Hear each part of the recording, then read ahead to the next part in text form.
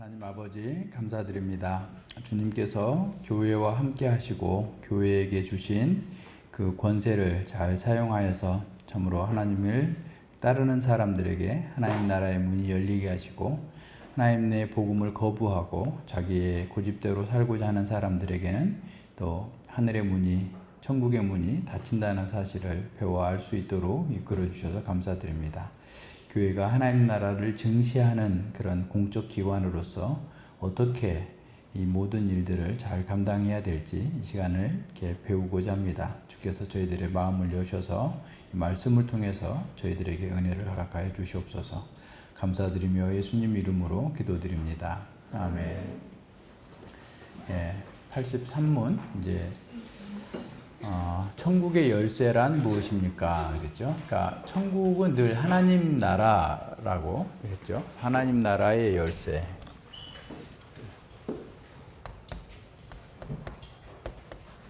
하나님 나라의 열쇠.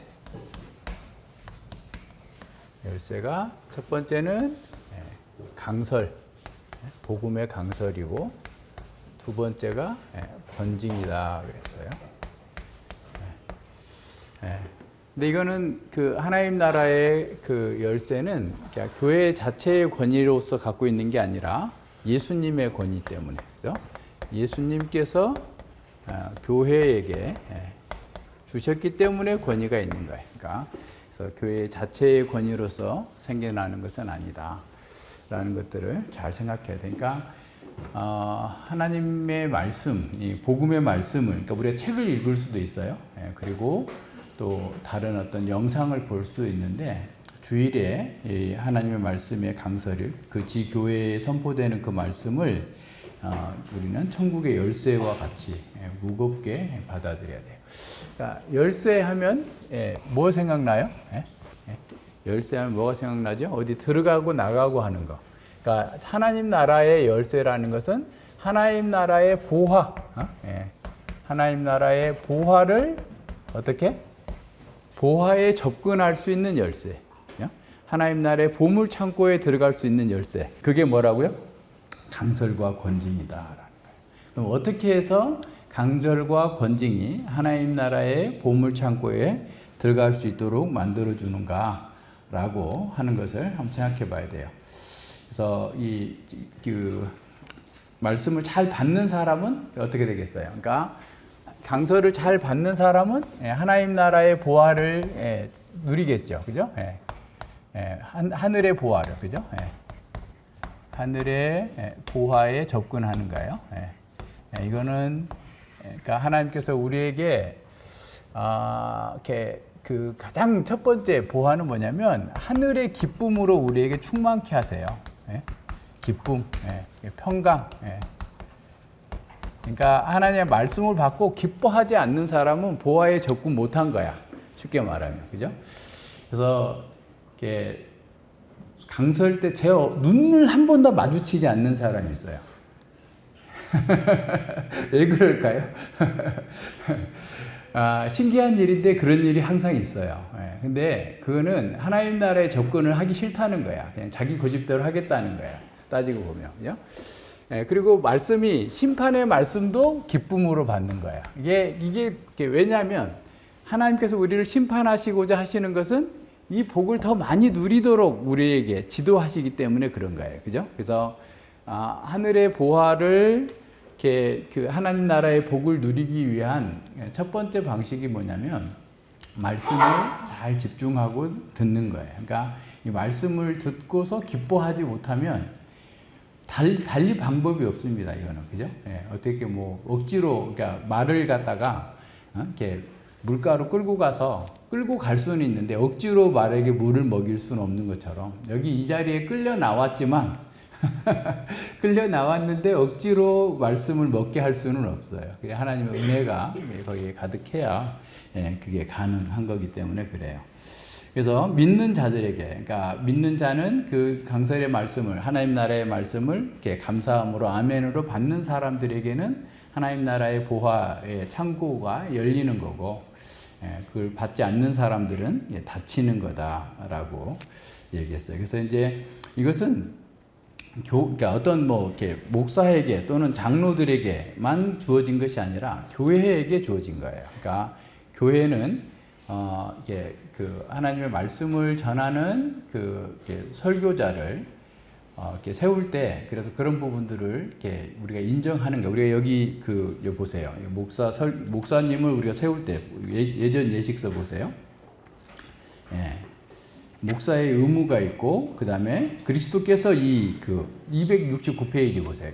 이 책 269페이지 보면 말씀 사역자의 임직 예식서라고 하는데, 거기에 보면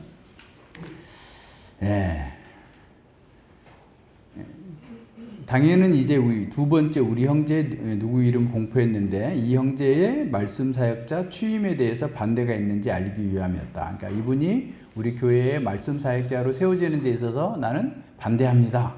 이렇게 했는지를 공고를 한 거죠. 이미 공고를 하고 난 다음에 그런 게 없었기 때문에, 반대를 제기하지 않았기 때문에 어떤 형제를 임직하도록 하겠습니다라고 하는 거예요. 그러면서 이제 이 임직은 누가 했느냐? 그리스도께서 제정하셨다라고 했고, 그 다음에 목사의 271페이지 목사의 의무, 목사는 어떤 사람인가? 라고 하면서 첫 번째가 뭐냐면 자기 성도들에게 하나님의 뜻을 다 전해야 돼. 다. 그러니까 회개하라 라는 말도 전해야 되는데, 평강하다만 전하면 그거는 이제 거짓 사역자가 되는 거죠. 그래서 쭉 한번 읽어보시고, 그 다음에 두 번째는 성례를 행하도록 부르심을 받았고, 기도와 도구와 감사로 주님의 이름을 부르면서 교회의 교사, 교회의 목사와 교사로서 말씀 사역자의 임무는 기도하는 것 또한 거기 포함된다. 세 번째, 교회 안의 모든 일들을 화평과 선한 질서대로 행하는 것. 그것이 하나님의 집의 청지기로서 장로들과 함께 해야 될 말씀 사역자의 직무다. 그래서 성도들의 교리와 생활을 감독하고 양무리를 치되 맡겨온 자에게 주장하는 자세로 말고 양무리의 본이 된다. 자, 이렇게 해가지고, 그런 다음에 이제 이분이 그 임직을 받았잖아요. 그래서 이제 안수를 하기도 하고, 그러면서 이제 그 뒤에 274페이지 보세요. 목사에게 권고하고 형제들에게 권고하는데 뭐라고 말씀해요? 사랑하는 형제 여러분, 주께서는 여러분에게 이 종을 허락하여 주셨습니다. 큰 기쁨으로 그를 받으십시오. 좋은 소식을 가져오는 자의 발이 어찌 그리 아름다운지요. 하나님의 말씀을 받는 일에 주의하십시오. 여러분은 성경에 따라 말하는 이 형제에게 듣고 이 형제의 말을 받아들이되 사람의 말이 아니라 하나님의 말씀으로 받으십시오. 여러분을 인도하는 자에게 순종하고 복종하십시오. 라고 하면서 이렇게 할 것으로 이제 서로 맹세하는 거예요. 그러고 이제 기도하는 거예요. 그러니까 아무나 그냥 내가 성경 공부를 열심히 했어. 그래서 막 이렇게 해서 가르치는 것은 여기서 말하는 천국의 열쇠가 아니에요. 그러니까 예수님께서 택하셔서 임직시켜서 이 주일에 말씀을 전하도록 한 것이 기본적으로 복음의 강설로서 하늘의 보화에 접근할 수 있는 열쇠를 가진 거다라고 하는 것을 잘 이해해야 됩니다. 그래서 이제 마태복음 16장 19절에 보면 베드로의 신앙 고백 위에 예수님께서 교회를 세우시겠다 해놓고, 그러면서 19절에서 18절에서 음부의 권세가 이기지 못하리라 해놓고, 내가 천국 열쇠를 내게 주리니 내가 땅에서 무엇이든지 매면 하늘에서도 매일 것이요 땅에서 무엇이든지 풀면 하늘에서도 풀리리라 그랬어요. 그러니까 이 과정들을 잘 이렇게 생각해 봐야 됩니다. 자, 그리고 이제 18장에서도 이제 권징과 관련해서 나오니까 또 보죠. 83문 봅니다. 83문에 보면 복음 소유를 통하여 천국이 어떻게 열리고 닫힙니까? 그리스도의 명령에 따라서 하나님께서 정말로 그리스도의 공로 때문에 신자들이 참된 믿음으로 이 복음의 약속을 받아들일 때마다 모든 신자들의 죄를 용서해 주셨다는 사실이 신자들 전체나 개개인에게 선포되고 공적으로 증거될 때 천국이 열리게 되는 겁니다. 그랬어요. 그러니까 그리스도의 명령에 따라서 하나님께서 그리스도의 공로 때문에 참된 믿음으로 반응하는 사람들이 복음의 약속을 받아들일 때마다 죄사함의 용서를 주신다는 사실이 사람들에게 각각이 믿고 또 교회가 공동체로 이렇게 믿게 될 때, 공적으로 이렇게 믿는 것이 드러날 때, 그에게 천국이 열리는 거예요. 천국이 어떻게 열려요? 천국의 보화, 천국의 하나님 나라가 하나님 나라의 이 보화에 접근하는. 그러니까 아까 얘기한 것처럼 기쁨과 평강이 있고 우리 영생 이제 오늘 또 이제 영생이 나오고 영생 또 죄사함, 죄사함, 그리고 그 하나님의 모든 보호하심, 그죠? 보호하심 또 양육하심, 인도하심, 그죠? 오늘 우리가 오후에 할게 인도하심 등등의 이런 하늘의 보화에 참여할 수 있게 되는 거예요. 그러니까 우리가 복음의 강서를 잘 들음으로써 하나님의 그 말씀이 우리 속에서 살아서 숨쉬고 움직여지는 거예요. 그래서 여러분 그런 경험을 하셨는지 모르겠는데 우리가 막 너무 힘들어.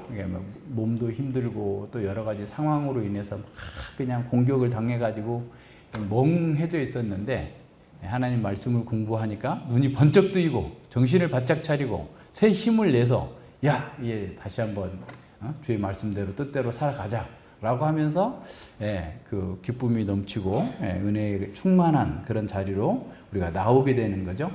그런 경험들 속에서 우리가 더욱더 하나님의 사람으로 하나님의 은혜 가운데에서 성장해 가는 거예요. 반면에 모든 믿지 않는 자와 이선자에게 하나님의 진노가 영원한 정죄가 그들이 회개하지 않는 한 그들 위에 머문다고는 사실이 선포되고 증거될 때마다 천국이 닫힙니다. 그러니까 회개하지 않는 자에 대해서 분명하게 경고해 줘야 돼요. 그러니까 설교자들이 사람들의 눈치를 보면 안 돼요. 그러니까 이제 최근에 어떤 복음주의 우리 신학회 어떤 교수가 글을 썼는데 자세히는 보지 않고 쭉 한번 훑어봤는데 바울 사도가 자비량한 그 의도가 있다. 근데 그래서 그분은 첫 번째가 뭐냐면 이 복음을 심판도 같이 포함해서 전하려고. 그러니까 다시 말하면 사람들에게 의존해 있으면 그들이 싫어하는 말을 전할 수가 없었는데 자기가 이렇게 경제적으로 독립되어 있는 상태, 물론 납비 훈련 받을 때부터 그렇게 그 직업을 갖는 것이 일상화되어 있었던 거긴 하지만 사람들에게 싫은 소리도 담대하게 하나님 말씀과 뜻에 따라서 할 수 있게 하기 위해서 했다라고 하는 것이 첫 번째 그 원인으로 꼽더라고요. 그러니까 이게 듣기 싫어하죠. 사람들은 자기 사욕에 쫓는 그런 얘기만을 이렇게 원하니까. 설교자는 삶과 죽음을 선포하는 사람이에요. 그러니까 하나님의 말씀을 따라서 이걸 받아들이면 살고 이걸 버리면 죽는다라고 하는 그래서 죽어가는 사람이 죽어가는 자들에게 하는 말이다라고 할 정도로 엄중하게 이 하나님의 말씀을 전해야지 그냥 사람들의 기호에 맞게 그냥 좋은 얘기 좀 해주고 세상에 어떤 이런저런 얘기하고 이렇게 하다가 그냥 좋은 게 좋은 거지 뭐 이렇게 하면서 가게 되면 다 같이 망하는 거예요. 다 같이. 그래서 말씀에 분명하게 서서 선언을 해야 됩니다. 그래서 이제 강해 설교가 좋은 게 뭐냐면 처음부터 끝까지 가니까 내가 하기 싫어도 나오잖아. 그러면 이제 하기 싫어도 나오는데 그걸 어떻게 할까 하고 내가 어떤 분한테 기대를 해봤어요. 이 본문을 어떻게 설교할까, 어떻게 가르칠까 딱 해봤는데 거기도 평강하다. 야, 참 대단한 능력이다. 참. 근데 그런 분들이 너무 많아요. 그러니까 종교계에도 기득권이 있어요. 그러니까 기득권에 속한 사람들로부터 돈벌이를 많이 하는 교수들, 목사들, 이런 사람들은 그런 본문도 베드로 후서를 가르치면서도 한마디 정죄도 없어요. 그거는 본인이 파수꾼이잖아요. 우리가 에스겔 3장에 보면 설교자는 파수꾼이에요. 교회가 파수꾼이에요. 그래서 우리가 분명히 잘못된 것에 대해서 잘못됐다 얘기하고 아닌 것은 아니다고 얘기하지. 무슨 뭐 사람 눈치 봐야 돼서 그럴 거면 아예 처음부터 하지 말아야지. 그러니까 긴 건 기고 아닌 건 아니고 이렇게 분명하게 선언하고 가야 되는데 그러지 않아요. 그래서 그런 면에서 잘 생각해야 됩니다. 그래서 이렇게 말씀이 그러니까 듣는 사람은 어떤 말씀이라도 그것이 하나님의 말씀처럼 들리는 거고, 안 듣는 사람은 어떤 말씀도 안 들을 궁리를 하는데, 어떻게 안 들을 궁리를 하냐면 목사의 흠을 잡는 거예요. 예. 그래서 목사를 그냥 딱 들어놓고 그냥 막 두들겨가지고 뭔지 나나 안 나나 한번 해보자. 아니 뭐 목사가 완전하면 좋겠지만 그런 사람이 어디 있겠어요. 그래서 제가 하도 그렇게 하길래 당신 바울을 갖다 털어도 그 정도 나올 거다. 그러니까 말씀을 안 받으려면 그렇게 하는 거예요. 그러니까 어쨌든 하나님께서는 천사를 통해서 우리에게 말씀을 전한 게 아니고 사람을 통해서, 다 같이 부족한 사람들을 통해서 이 말씀을 전하도록 했는데, 그 말씀이 정말 그러한가를 따져봐야 돼요. 무조건 따라가라는 게 아니에요. 그러한가 따져보고 그리고 거기에 분명하게 선언하고 가야 돼요. 그래서 여러분, 우리가 설교 마치고 예배 마치고 장로님들하고 제가 악수를 하잖아요. 이유가 뭔지 아세요? 회중을 대표해서 장로들이 저의 지금 마친 강서를 하나님의 말씀으로 받겠습니다라고 하는 의미예요. 무슨 말인지 알겠어요? 그러니까 여러분이 나는 이 하나님의 말씀을 받지 못하겠다 그러면 교회를 떠나면 돼요. 그냥 자기의 맹세했던 맹세를 여기 저버리고, 하나님 앞에서 했던 그 맹세를 저버리고 교회를 떠나면 되는 거예요. 그게 맞지 않으면. 왜 여기 앉아가지고 와 인상 쓰고 해서, 어떤 목사님은 하도 사람들이 인상 쓰고 자기를 공격하니까, 말로 공격하는 게 아니라 표정으로 공격하니까 벽 보고 설교했대잖아. 벽 보고. 현실이에요. 현실. 실제로 있었던 일에 성도 수가 100명이 넘는데도 장로를 못 세운대. 그래가지고 그러니까 막 이렇게 싸우는데, 얼마 전에도 통화했는데 아유 그냥 죽겠다고 그러시는 거예요. 힘든 거죠. 아휴 참, 그러니까 이게 어려운 일입니다. 그래서 어쨌든 뭐 그러든지 말든지 우리는 우리 할 일을 하는 거예요. 그냥 그러다가 뭐 죽으면 죽으리라 하고 하는 거지. 뭐 사람 무서워가지고 하다 보면 아무것도 못 하는 거죠.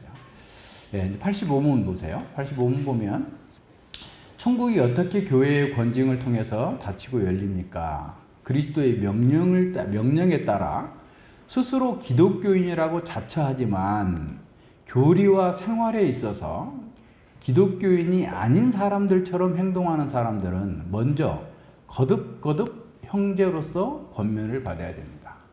거듭. 이게 무슨 말이냐면, 우리가 상호 목회를 얘기했잖아요. 그러니까 우리가 서로 도와준다는 거죠. 상호 목회. 그러니까 목사만 목회자가 아니라 우리 모두가 목회자로서 다른 사람을 돕는 자로서의 사는 거예요. 상호 권징도 하는 거예요. 상호 권징도. 상호 권징을 하는데, 교리와 생활에서 교리를 잘못 이해하고 있거나 생활에서 그리스도인답지 않는 생활을 하고 있는데도 쟤는 제 그냥 뭐 하나님께서 심판하시겠거니 하고 내버려 두면 안 된다는 거예요.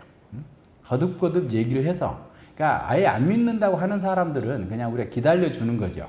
예를 들어서 이 공적 고백을 하고 교회의 정회원이 되지 않은 사람들에 대해서는 우리가 기다려주고 얼마든지 참아주고 계속 기다려주는 거예요. 그러나 교회의 정회원이 됐다고 하면서도 교리와 생활에 있어서 그 그리스도인이 아닌 사람처럼 행동하게 되면 권면해야 돼요. 근데 이제 권면하는 방법이 굉장히 좀 예민하잖아요, 이게. 그래서 그 마태복음 18장에 있는 방식으로 해야 돼요. 마태복음 18장 한번 찾아보세요. 마태복음 18장은 교회 공동체에 관한 권면인데요. 15절부터 보세요. 내 형제가 죄를 범하거든 가서 너와 그 사람과만 상대하여 권고하라. 그러니까 내 형제가 나한테 범죄를 했든지 아니면은 공적인 사적인 일에서 범죄를 했다라고 하면 모른 척하지 말고 가서 권고하라. 명령형이에요. 반드시 해야 되는 거예요. 그러니까 에이 쟤는 내 자식이 아니니까 지 부모가 알아서 하겠거니 하고 두지 말고 가서 얘기를 하라는 거예요. 그 부모에게도 얘기하고 그 아이에게도 얘기하고 가령 만일 들으면 내가 그 형제를 얻을 것이요. 그러니까 들으면 형제를 얻는다. 듣지 않으면 뒤에 가서 보면 이방인과 같이 될 거라는 거예요. 그러니까 우리 그 공동체에 속한 사람이 아니라는 거죠. 근데 이제 권고하기 전에 우리가 해야 될 일이 있는데 뭐냐면 기도해야 돼요. 그러니까 말하기 전에 내가 기도했는데 그 사람이 마음이 바뀌어서 깨닫고 아이고 내가 잘못했구나. 아이고 내가 형제 이게 잘못했는데 용서해 줘라고 얘기한다면 얼마나 좋겠어요. 그러니까 그렇게 하는 것이 가장 신사적이고 좋은 거죠. 아니면 말씀을 듣고 설교를 듣고 나서 깨닫고 회개하고 이렇게 하면서 돌이키면 너무 좋겠죠. 그런데 그렇게 했는데도 말을 했는데도 굉장히 기도하고 신중하게 가서 전달했는데도 듣지 않거든 두세 사람을 데리고 가서 두세 증인으로 증인의 입으로 말마다 증참케 하라. 증인이 있어요. 두세 사람이 장로들이 함께 가서 당신 이러이러한 문제가 있는데 이거 고쳐야 됩니다. 그렇지 않으면 하나님의 그 영광이 훼손되고 당신에게도 좋지 않는 일이 생깁니다. 라고 얘기하고 물론 그때도 기도하고 가야 되겠죠. 기도하고 가서 그렇게 하는 거예요. 근데 만일 그들의 말도 듣지 않거든, 그러니까 장로들의 말도 듣지 않거든, 교회에 말하고, 그러니까 교회에서, 그러니까 전체 회중 앞에서 얘기하라는 거예요. 근데 처음에는 이름을 밝히지 않고 얘기합니다. 어떤 사람이 이러이러한 그 죄를 보면서 교류와 생활에서 그리스도인답지 않게 행동하고 있는데 회개하시길 바랍니다. 뭐 이런 식으로 얘기를 하겠죠. 그래도 한 기간을 주겠죠. 한 2주 시간을 드릴 테니까 회개하시길 바랍니다라고 하면서 이렇게 하는데도 불구하고 이제 안 하면 이제 교회에서 공적으로 이름을 대서 말하는 거예요. 누구씨 언제까지 회개하십시오. 그렇지 않으면 그렇게 얘기했는데도 듣지 않으면 이방인과 세리같이 하기라. 그러니까 공동체에 속한 사람이 아니라는 거죠. 출교하라는 거예요. 출교. 그러니까 이 권징의 목적은 뭐냐면 아까 천국의 보화를 누릴 수 있도록 만들어주는 거죠. 잘못되어 있을 때는 천국의 보화에 접근이 안 돼요. 그죠? 그래서 회개해서 하나님의 나라, 천국의 보화에 접근할 수 있는 길을 열어주는 것이 권징이 하는 일이에요. 그래서 권징의 첫 번째 목적은 뭐냐면 그 사람이 회개하도록 하기 위한 겁니다. 그냥 막 권세를 막 남용하려고 그러는 게 아니라 그 사람이 회개해서 하나님 나라의 그 복음에 참여할 수 있도록 만들어주는 거예요. 두 번째로 그런 죄를 권징하지 않으면, 징계하지 않으면 그 교회가 적은 누리게 온 덩이에 퍼지는 것처럼 교회 전체로 퍼져. 저 사람이 저렇게 하니까 나도 저렇게 해도 되겠구만 하면서 왜 저 사람은 저렇게 하는데 나만 갖고 그래? 이러면서 그냥 교회가 아무것도 아닌 것처럼 그렇게 되는 거예요. 그래서 다른 사람들이 그러한 죄에 대해서 경고를 받아서 교회가 순수하게 이루어지도록 하기 위해서 또 하는 거예요. 그리고 세 번째로는 그리스도의 영광이, 이름이 훼손되지 않도록 맨날 그리스도인이라고 하고 다니면서 실제로 행동하는 것은 세상 사람들보다 못하게 되면 그게 안 되는 거죠. 그래서 여기서의 권징은, 교회에서의 권징은 하나님 나라에서 장차 있게 될 마지막 심판을 어떤 면에서 이렇게 대행함으로써 영원한 심판에 떨어져서 진노 가운데 들어가지 않도록 그 사람이 회개하고 돌아올 수 있도록 만들어주는 것을 목표로 하고 있는 겁니다. 그래서 이런 사람들이 자기의 잘못이나 악행을 중지하지 않는다면 교회 장로에 보게 되고 또 장로들의 권면도 무시한다면 성례에 참여함을 금지다. 단계가 있죠. 또 성찬에 참여하지 못하게 하고 그 다음에 장로들에서 회중으로부터 제외되는 거죠. 그리고 이제 출교시키는 거예요. 하나님께서도 친히 그런 사람들을 그리스도의 왕국으로부터 제외시킵니다. 이런 사람들은 참된 회심을 약속하고 증명할 때 그리스도의 지체와 회원으로 다시 받아들여집니다. 그러니까 다시 들어올 수 있는 길이 열려 있어요. 회개하고 돌이키면. 근데 회개하고 돌이킬 때도 그냥 들어오는 게 아니라 예식문이 있어요. 한번 보세요. 262페이지 보세요.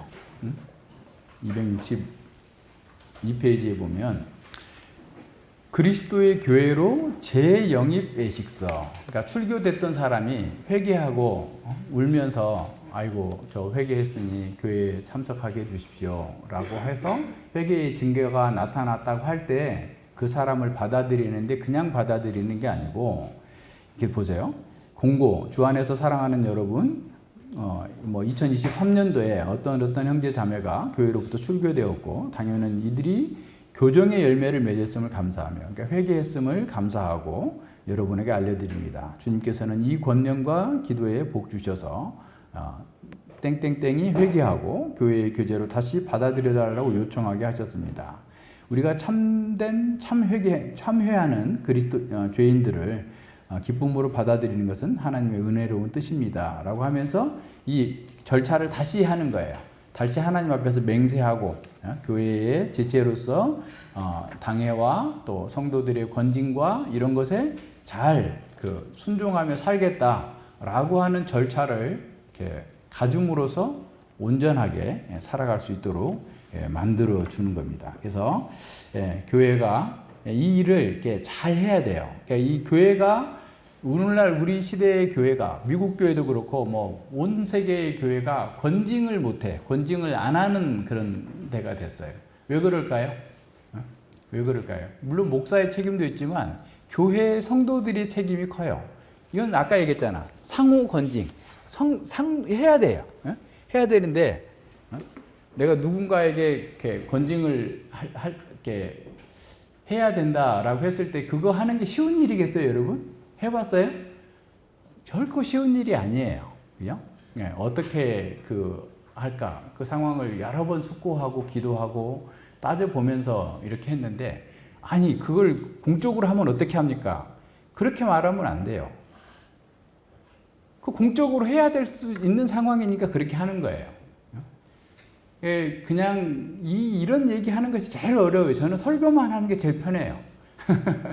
여러분 삶에 간섭하고 싶지 않아요, 저는.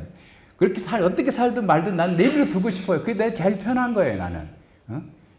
나도 감당하지 못하고, 내 자식도, 내 아내도 감당하기 어려운 판에 여러분을 그냥 다 내 자식처럼, 내 아내처럼, 이렇게 여러분의 삶을 간섭하고 돌봐야 된다고 하는 것이 얼마나 큰 짐인지 몰라요. 모세가 내가 이것들 낳습니까? 그러잖아요. 300만이나 되는 사람들을. 그 마음 충분히 저는 공감해요. 어려워요. 어려운 일이에요. 그래서 어떨 때는 어린아이 때문에 잠 못 잘 때도 있고, 어떨 때는 어떤 청년 때문에 잠 못 잘 때도 있고, 어떨 때는 어떤 성도 때문에 잠 못 잘 때도 있고 그래요. 그러니까 그런 일들은 우리가 해야 되는데 안 하니까 그런 거예요. 어떻게 보면. 그죠? 그러니까 성도들 사이에서 1차적인 상호 권징이 서로 있어서 그게 그냥 같이 기도하고 서로 그 문제를 풀어내고 이렇게 해 나가야 되는데 그게 안 되니까 이제 그렇다고 해서 계속 그렇게 그 상태로 두면 교회가 방향이 엉뚱한 데로 가니까 산으로 가니까 그렇게 할 수 없기 때문에 그렇게 하는 거죠. 그래서 모든 면에서 우리가 하나님의 말씀 앞에서 다 이게 명령형이다. 하나님 말씀대로 해야 된다. 라고 하고 가야 돼요. 그래서 말씀대로 안 하고 하면 우리 지혜로 하면 우리 꾀로 하면 안 풀려요. 해결이 안 돼요. 그러니까 우리는 하나님의 교회를 섬기잖아요. 우리 이익을 위해서 누구를 막 권징하고 누구를 막 그런 거 아니잖아요. 그 사람을 위해서 주님의 교회의 순전함을 위해서 복음의 영광을 위해서 그 일을 하는데 우리는 그 일을 하기 싫은 거예요. 쉽게 말하면. 그죠? 껄끄러운 일이잖아요. 그러니까 안 하려고 하는데 그렇게 되면 교회가 다 같이 수준이 떨어져요. 그래서 아예 이제 뭐 밖에서 뭐 간음하다가 걸렸고 신문에 방송에 나오고 탈세해서 걸렸어도 그냥 교회에서 다 떵떵거리고 다 해요. 심지어는 우리 부장 집사님 탈세로 세무조사 받는데 우리 기도합시다. 이렇게 하고 있는 거야. 청년부 부장 집사님이 세무조사 받고 있으니까 아유 참 이게 뭐 교회가 뭐 절도 아니고 그렇게 되겠어요? 그래서 우리는 하나님 나라의 열쇠를 잘 사용해야 돼요. 우리 모두가 마찬가지예요. 그 말씀을 듣는 사람이나 전하는 사람이나 또 우리 서로 상호 권징을 통해서 교회가 큰 문제가 없어야 되겠지만 있을지라도 하나님 말씀대로 그 문제를 풀어가면 돼요. 미리 걱정할 필요 없어요. 그냥 말씀대로 했으면 뭐 그 사람이 정말 하나님의 은혜 가운데서 회개하고 돌아오면 그 사람을 얻는 거고 아니면 그냥 세리와 이방인처럼 여기고 원래 우리 사람이 아니었구나. 주님의 백성이 아니었구나 하고 그냥 딱 정리하면 되는 거예요. 뭐 마음 아파도 어쩔 수 없잖아요. 우리가 할 수 있는 일이 아니니까. 그런 면에서 잘 생각해야 됩니다. 같이 기도하겠습니다. 하나님 아버지 감사를 드립니다. 주님께서 우리에게 말씀으로 통치하시고 또 말씀을 통해서 우리의 죄와 잘못을 권징으로 책망해 주셔서 우리가 하나님 나라와 상관없는 일에 우리의 마음과 생각과 에너지를 쏟으려는 그런 죄 가운데에서 우리를 건져내시고 참으로 말씀 속에서 하나님 나라의 그 복에 참여케 하시고 또 그걸 누리게 하시고 또 다른 사람들에게 이 복을 증거하고 전달할 수 있도록 우리를 부르셔서 감사를 드립니다. 또한 우리가 권징을 통해서 서로 하나님의 말씀 가운데에서 서로 세워주고 또 서로 회개케 하도록 돕는 자로서 우리 역할을 잘 감당할 수 있도록 이끌어 주시고 함께하여 주시옵소서. 그 일이 우리에게는 굉장히 어려운 일입니다. 그러나 우리의 어떤 정서와 상관없이 참으로 주께서 우리에게 명령하신 것을 지혜롭고 또 진지하게 바르게 잘 시행함으로써 하나님의 사람들을 돕고 참으로 하나님의 그 영광에 하나님 나라의 그 보화에 참여할 수 있도록 성도들을 돕는 일에 우리가 게을리하지 않도록 이끌어 주시옵소서. 감사드리며 예수님 이름으로 기도드립니다. 아멘.